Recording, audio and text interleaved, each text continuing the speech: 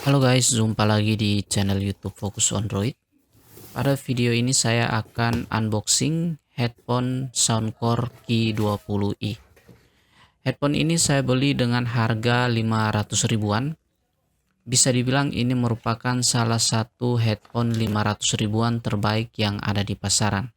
Karena headphone ini punya fitur yang bisa dibilang setara dengan headphone yang harganya 1 jutaan. Sebelum kita bahas fiturnya, mari kita lihat dulu isi boxnya apa saja yang kita dapat.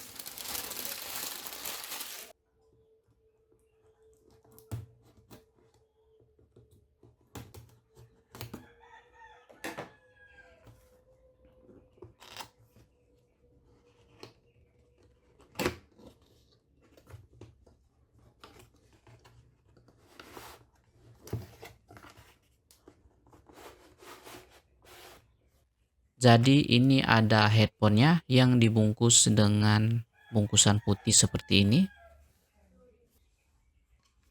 Jadi ini merupakan rupa dari headphonenya. Dari tampilannya aja ini udah bagus ya teman-teman. Terlihat seperti headphone mahal.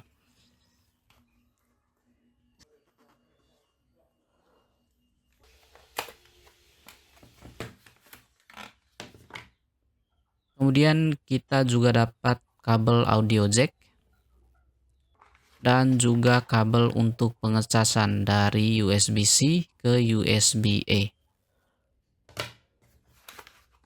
Dan yang terakhir kita juga dapat user manual. Oh iya, di sini kita juga dapat kartu garansi ya. Tapi di luar kotaknya ini. Tadi di awal sudah saya tunjukkan. Oke, jadi ini merupakan tampilan dari headphone-nya. Jadi sudah saya coba tadi, ini lumayan nyaman di telinga.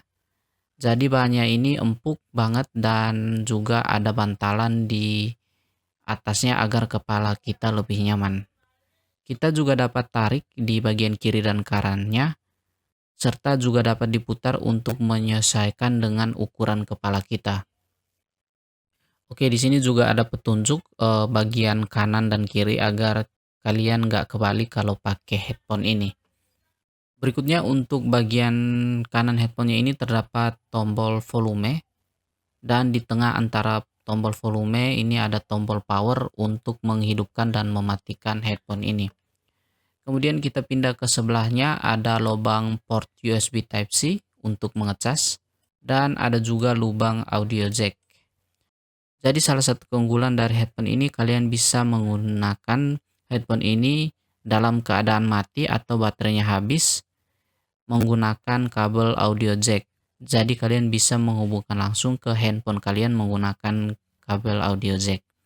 Tapi kalau dibandingkan dengan sambungan Bluetooth, kualitas suaranya mungkin akan sedikit menurun kalau kita menggunakan kabel.